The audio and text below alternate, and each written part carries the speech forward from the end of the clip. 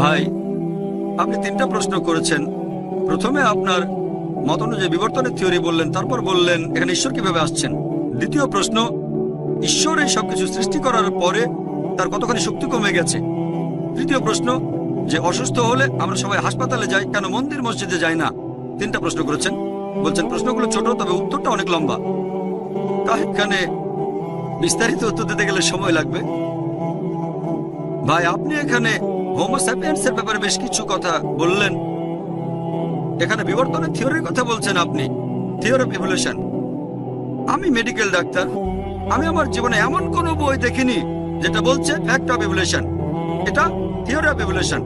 আমি এই বিবর্তনের থিওরি সম্পর্কে জানি, আর ডারউইনের থিওরি সম্পর্কে বিস্তারিত জানতে আমার ভিডিও ক্যাসেট দেখেন, Quran and modern science, conflict or conciliation. Darwin বলেছিলেন একটা থিওরি। তিনি তার বন্ধুকে একটা চিঠি লিখেছিলেন, থমাস থমটনকে, 1881 সালে, যে আমি প্রাকৃতিক নির্বাচনের এই থিওরিতে বিশ্বাস করি, কারণ আমার কাছে কোনো প্রমাণ নেই। আসল কারণ এই থিওরি প্রাকৃতিক নির্বাচন, ভ্রূণতত্ত্ব আর ভ্রূণের শরীর গঠনের ব্যাখ্যাকে সহজ করে দেয়।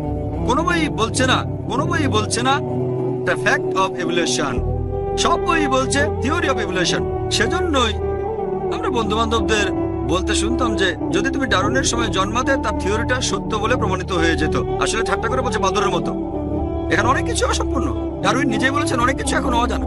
আপনি শুধু হোমো স্যাপিয়েন্সের কথা বললেন, শুধু একটা পূর্বপুরুষের কথা বললেন। আমি সবগুলোর কথাই বলবো। প্রথম পূর্বপুরুষ হচ্ছে লুসি পৃথিবীতে এসেছিল 35 লক্ষ বছর আগে। আপনি 20 লক্ষ বছরের কথা বলছেন, আমি বিজ্ঞানের আবিষ্কারের কথা বলছি, যেটা 35 লক্ষ বছরের পুরনো। লুসি বরফ যুগের সময় সে মারা যায়। এরপরে যারা আসলো তারা হোমো ইরেক্টাস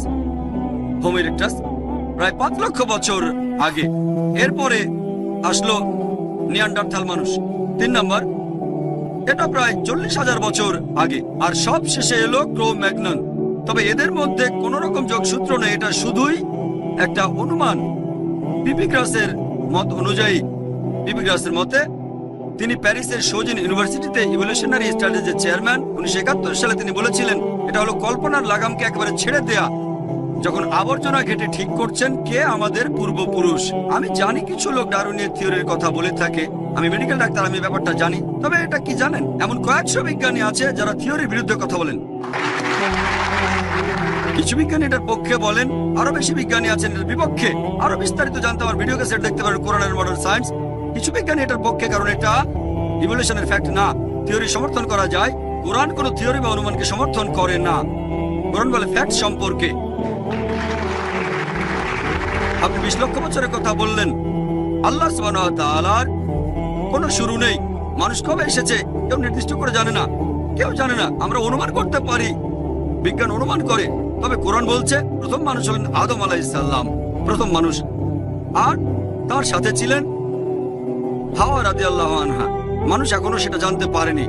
পবিত্র কোরআনে এমন কোনো কথা নেই যেটাকে বিজ্ঞান ভুল প্রমাণ করতে পেরেছে। অনুমান কোরআনের বিরুদ্ধে যেতে পারে, থিওরি কোরআনের বিরুদ্ধে যেতে পারে, এরকম বৈজ্ঞানিক ফ্যাক্ট খুঁজে পাবেন না একটাও যেটা পবিত্র কোরআনে বলা হয়েছে। আর সেটা প্রতিষ্ঠিত বৈজ্ঞানিক সত্যের বিরুদ্ধে। এটা থিওরির বিরুদ্ধে যেতে পারে। আপনার এই থিওরিকে সমর্থন করেন সামান্য কয়েকজন, বেশিরভাগই সমর্থন করে না। এবার দ্বিতীয় প্রশ্নে আসি, যে আল্লাহ